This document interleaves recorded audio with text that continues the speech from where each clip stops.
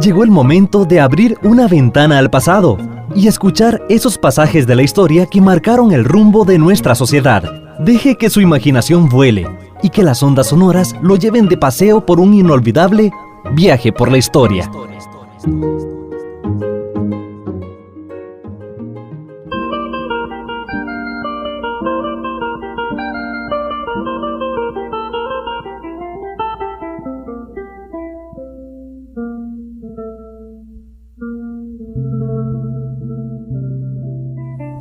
En la segunda mitad del siglo XX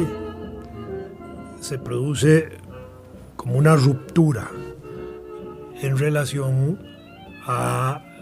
los procesos electorales y vida político-electoral del periodo anterior.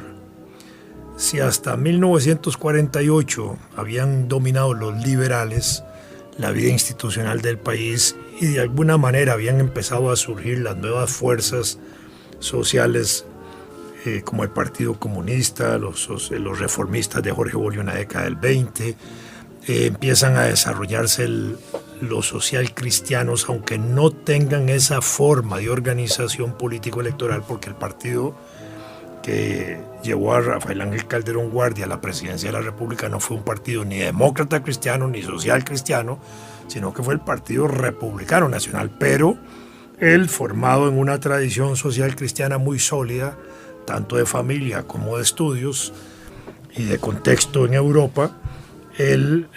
su gestión de gobierno la impulsa sobre ese tipo de valoraciones, y la alianza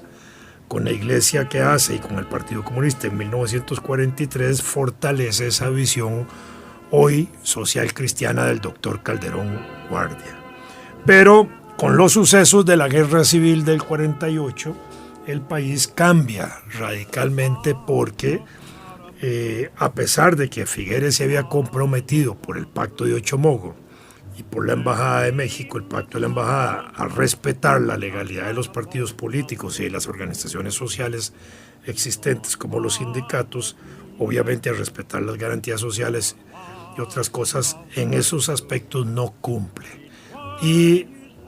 el Partido Comunista, o Vanguardia Popular como se llamaba desde 1943, fue puesto fuera de la ley, cuando era una fuerza política electoral importante hasta 1948. Y desde 1948 hasta 1974, ese partido con ese nombre tiene proscripción total de participación electoral en el país. Y algunos intentos que se hicieron de inscripción de partidos políticos de izquierda apadrinados por el viejo Partido Comunista o Vanguardia Popular fueron proscritos. Casi una decena de partidos se les impidió participar en el proceso electoral posterior a esa guerra civil. Eso era parte de esa persecución política que todavía se hacía institucionalmente, porque el decreto número 105 de la Junta de Gobierno de 17 de julio de 1948 proscribió al Partido Comunista de Costa Rica, a Vanguardia Popular y a cualquier denominación que en el futuro adquiriera. Entonces, ¿cómo se procedía en eso? Sencillamente, a la hora de tratar de inscribir un partido político, se hacía un análisis de las firmas de adherentes que ese partido tenía, y el registro electoral y la Asamblea Legislativa, que también tenía que ver con parte de ese proceso, confrontaban esas listas de adherentes con las listas de comunistas sindicados de la década del 40. Y si ahí aparecían, entonces ese era un motivo para ilegalizar. De manera que se había prohibido en la práctica a los comunistas participar como grupo, no como personas, porque no se establecen restricciones de voto individual. Entonces los comunistas, y esto es interesante plantearlo, porque puede permitir explicar algunas cosas de la Costa Rica del siglo XX. Los comunistas en el periodo de clandestinidad, cuando están proscritos electoralmente, tenían que intentar inscribir partidos que se los prohibían, pero como ya no podían ir a la elección, entonces llamaban a votar por lo que ellos creían era el menos malo del proceso electoral.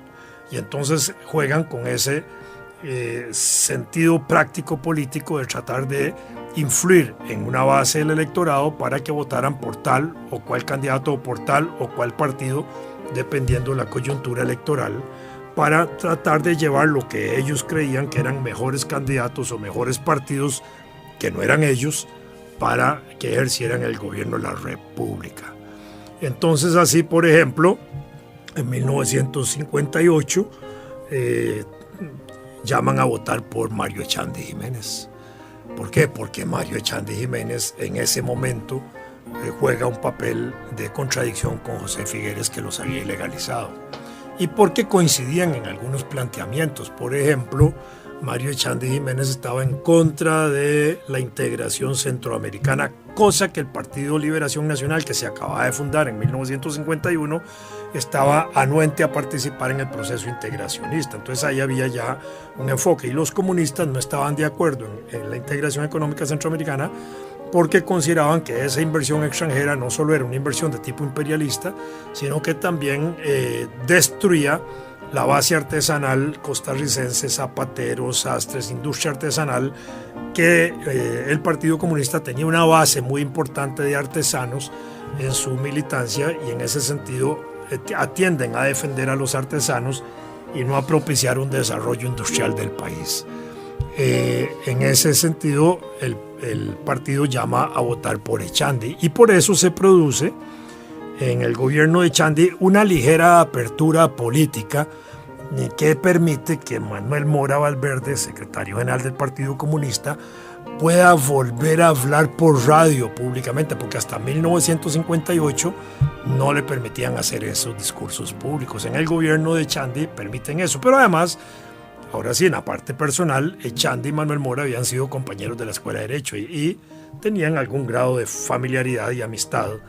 Y en ese sentido, Echandi pues fue respetuoso y complaciente de esa amistad. Y también habría que decir que en los años posteriores, ya siempre que se hicieron homenajes a Manuel Mora, Mario Echandi llegaba como un acto de deferente a la figura de Manuel y por un acto de vieja amistad con él. Entonces ahí van a coincidir. Y en el periodo de Mario Echandi también permiten que el Partido Comunista abra locales, no con el nombre de Partido Comunista, sino como Centros Obreros de Estudios Sociales. Y para las elecciones de 1962, que se producen en el gobierno de Echandi, porque es el año 61, el gobierno de Echandi termina en el 62, impiden primero la participación de un partido político, pero después permiten la participación de otro. Y en ese otro es electo como diputado por el Partido Acción Democrática Popular, que lanzó de candidato a la presidencia Enrique Obregón Valverde, que había tenido una salida de Liberación Nacional y había contribuido a formar ese partido progresista de la época. Eligen a Julio Suñol Leal, periodista, como diputado, que se distingue en los siguientes 3 años en la Asamblea Legislativa como un buen diputado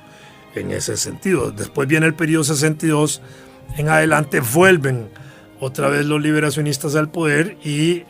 vuelve otra vez la represión, pero ya no solo porque llega Liberación, sino por el contexto internacional del momento, porque había triunfado la Revolución Cubana y eso altera toda la situación del continente y hay una reacción contra la izquierda en ese momento y se vuelve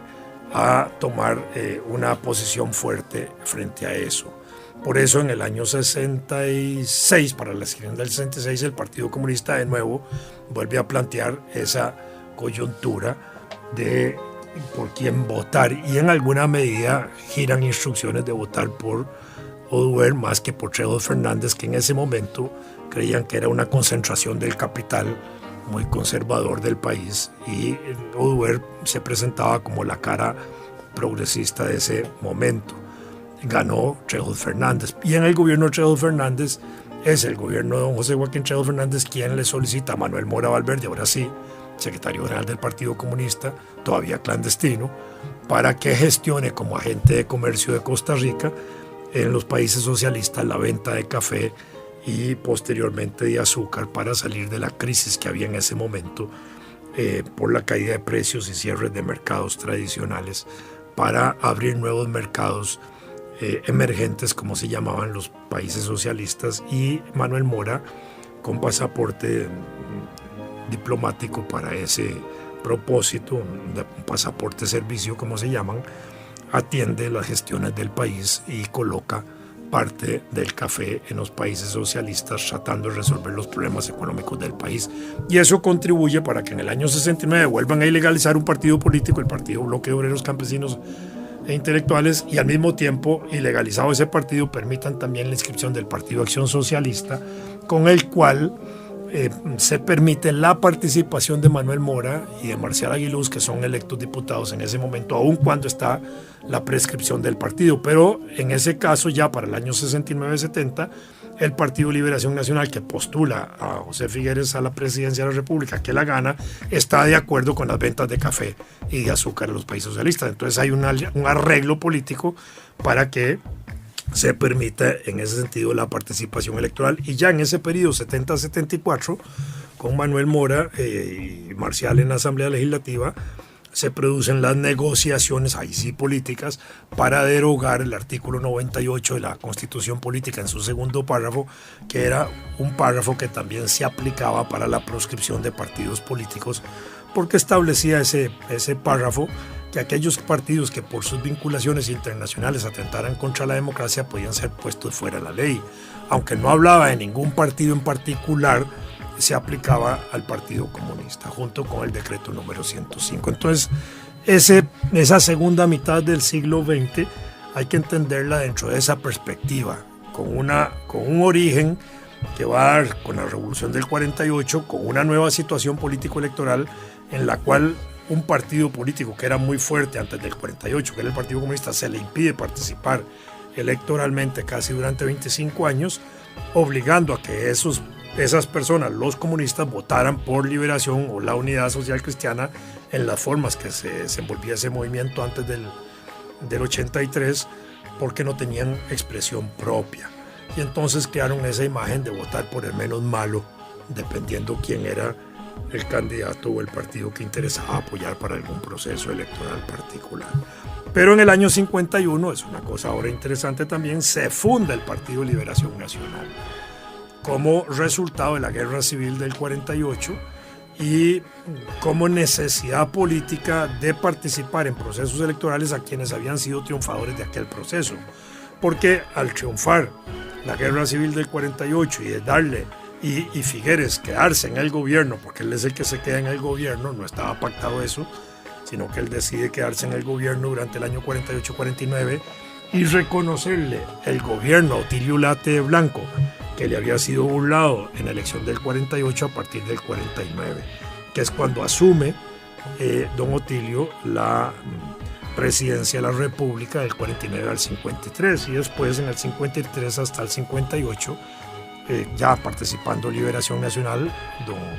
José Figueres o don Pepe Figueres triunfa electoralmente y es su primer gobierno en ejercicio y el primer gobierno del Partido Liberación Nacional.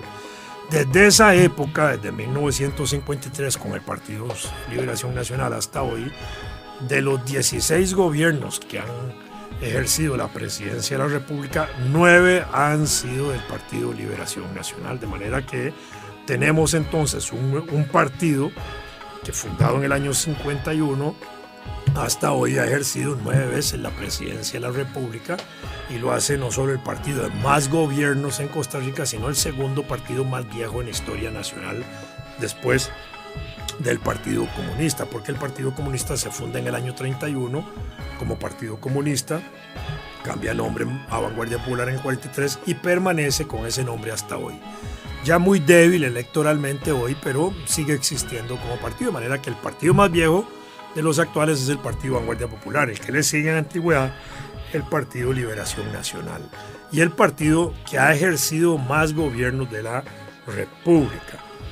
En gobiernos en que no han ejercido la presidencia de la República, no han gobernado el Poder Ejecutivo, han tenido mayoría parlamentaria en 3 ocasiones. Y eso le da una ventaja también a Liberación Nacional porque significa que desde la Asamblea podían imponer por mayoría legislativa leyes aun cuando los gobiernos se opusieran. El caso más típico de eso fue el gobierno de Mario Echandi, en el gobierno de Mario Echandy Jiménez se produce también por parte de don Mario Echandy Jiménez, opositor a Liberación Nacional, la mayor cantidad de vetos legislativos, es decir, que el presidente rechaza las leyes que aprueba el Poder Legislativo porque cree que no son convenientes al país, porque las consideran inconstitucionales por razones de legalidad o por lo que sea. Y al mismo tiempo se produce una afirmación de esas leyes por parte de la Asamblea Legislativa una vez que son vetadas, que es lo que se llama el resello legislativo, y con eso las leyes entraban en vigencia sin la firma del presidente, que es la figura con que esas leyes entraban en vigencia, de manera que eso para mostrar esa situación. A esto como ejes principales de partidos que se van formando en la segunda mitad del siglo XX. En la década del 50 aparecen los demócratas cristianos como un movimiento político, como un movimiento doctrinario, teórico, y empiezan a crear el Partido Demócrata Cristiano, que es el segundo partido importante que en concepto doctrinario político conduce a desarrollar las ideas social cristianas en Costa Rica. Su principal dirigente fue el filósofo costarricense muy importante Luis Barahona Jiménez, profesor de la universidad, un brillante intelectual que hizo estudios muy importantes también sobre la sociedad costarricense, el comportamiento de los costarricenses sobre el ser costarricense, la identidad nacional, etc. Y él desarrolla el Partido Demócrata Cristiano, que llega en la práctica hasta 1978, cuando se unifica en lo que se llamó la Unidad, que es la coalición que postula a Rodrigo Carazo al gobierno de la República y con el cual gana. En el gobierno de Rodrigo Carazo, varios partidos que se habían unificado para crear la coalición terminan, después del gobierno de Carazo, como unidad y en un proceso de constituir la coalición en un partido político, ya no en la unidad de partidos que eran, sino ahora darle transformación a un partido político. Y ahí es donde surge, ahora sí en el gobierno de Luis Alberto Monge, del 82 al 86, el Partido Unidad Social Cristiana, que es el que llega hasta nuestros días. En ese proceso sí habría que reconocer que Rafael Ángel Calderón Fournier, el hijo del doctor Calderón Guardia, juega un papel muy importante para constituir el Partido Unidad Social Cristiana. Ya Rafael Ángel se había empezado a distinguir muy joven, en la década del 70, primero como directivo de la Caja Costarricense del Seguro Social, en época de José Figueres, que fue nombrado allí, y en época de Oduber ya había sido diputado del 74 al 78 por partidos opositores a Liberación, y en el 78 al 82 fue nombrado por Rodrigo Carazo como canciller de la República, de manera que en una breve carrera ya había destacado mucho y lo forma como uno de los líderes políticos jóvenes nuevos del país. Y él es el que contribuye a darle forma al Partido Unidad Social Cristiana. Es su gran creación, es obra de él prácticamente, digamos, alrededor de él y de quienes lo acompañaron en ese esfuerzo. Y de ahí en adelante se constituye hasta hoy el eje principal de partidos que ejercen la presidencia de la República, alternándose Liberación y la Unidad hasta el año 2014, cuando entra el Partido Acción Ciudadana en esa disyuntiva de que esos dos partidos ya dejan de ejercer la presidencia para asumirlo un tercer partido. Entonces, puesto así el panorama, desde 1948-49, al cambiar el panorama electoral del país, se crean los ejes del bipartidismo tradicional costarricense, en el sentido de crear la base político-institucional por la cual dos grandes partidos van a alternar en el gobierno, que fueron Liberación Nacional, 9 de 16 gobiernos, y la Unidad Social Cristiana a partir del 83 hasta hoy, y lo que era la Unidad Social Cristiana en sus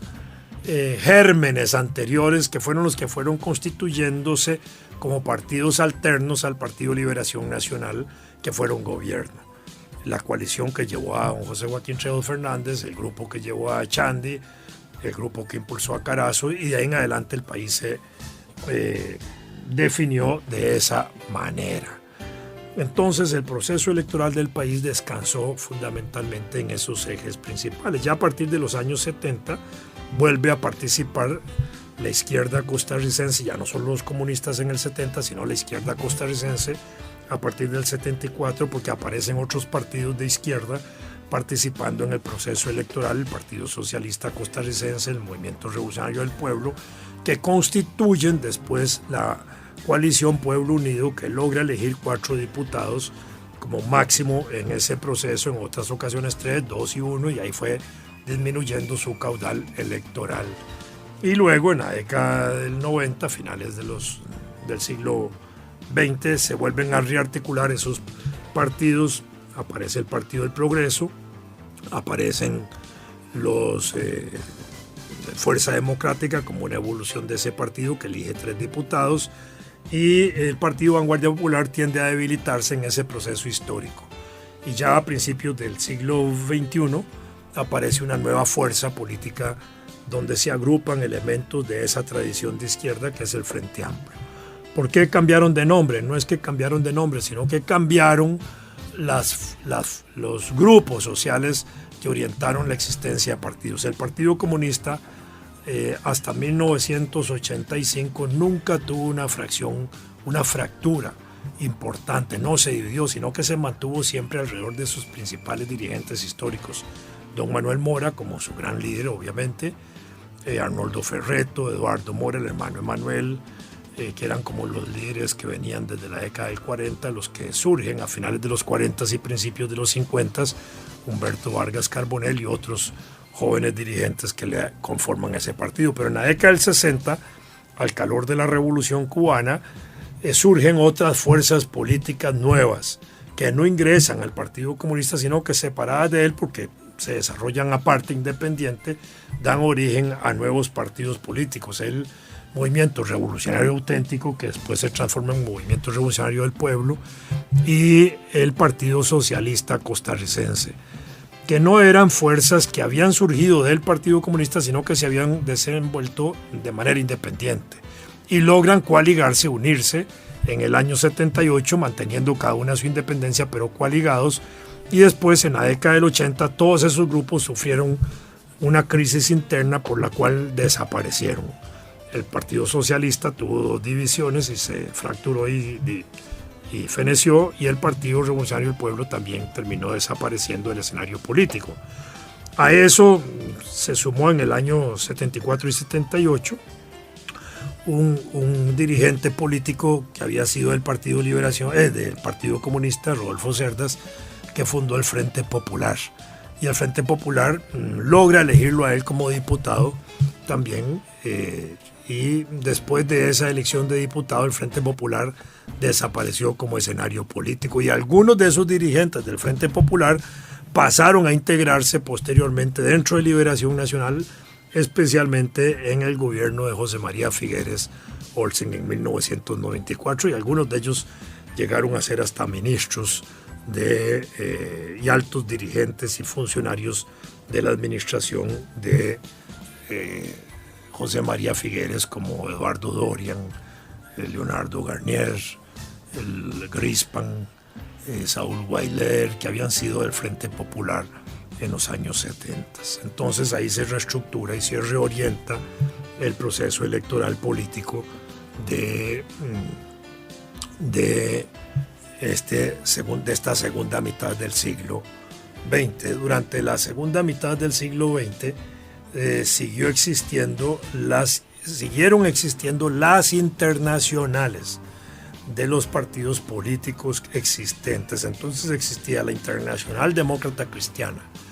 Entonces la Internacional Demócrata Cristiana agrupaba a los partidos demócratas cristianos de todo el mundo que tenían mucho peso por el éxito de la democracia cristiana en Europa y particularmente en Alemania,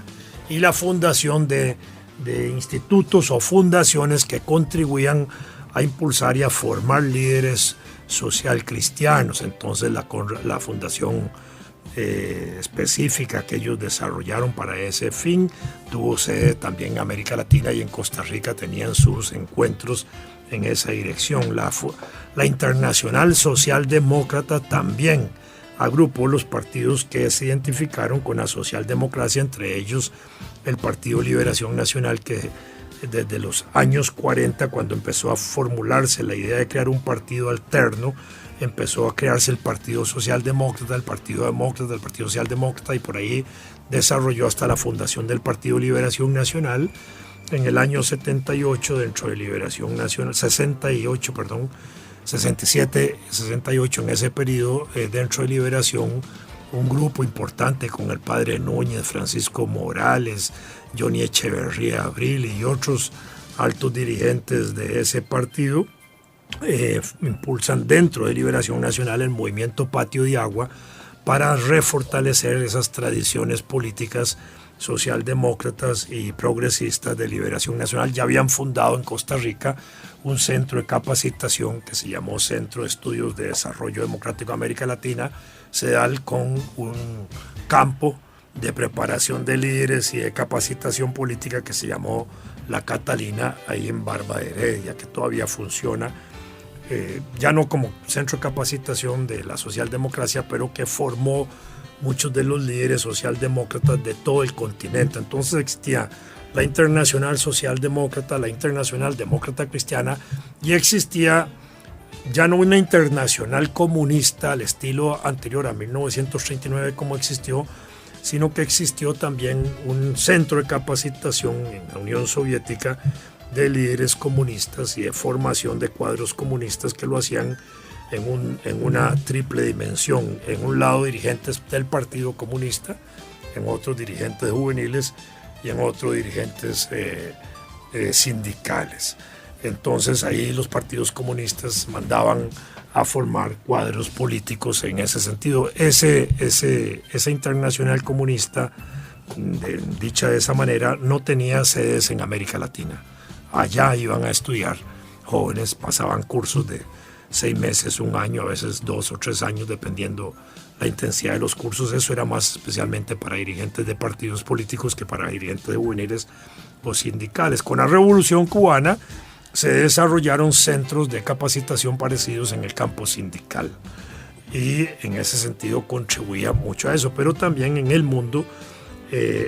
estaba dividido en grandes centrales sindicales, en grandes centrales estudiantiles, en grandes movimientos políticos que contribuían a esa división. Y esos centros de capacitación pues, jugaron su papel en la formación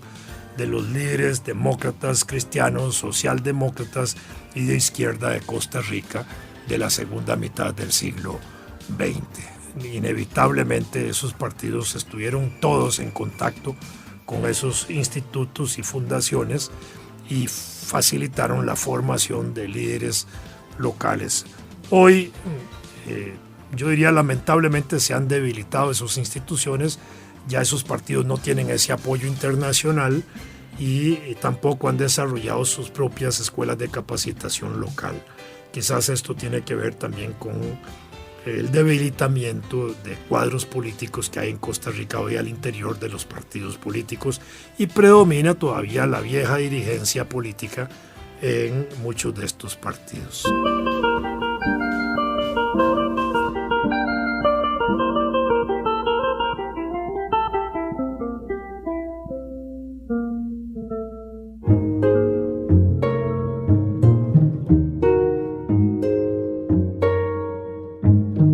Acompáñenos la próxima semana y sumérjase en el mar del conocimiento de la historia y deje que su imaginación vuele una vez más y que las ondas sonoras lo lleven de paseo por un inolvidable viaje por la historia.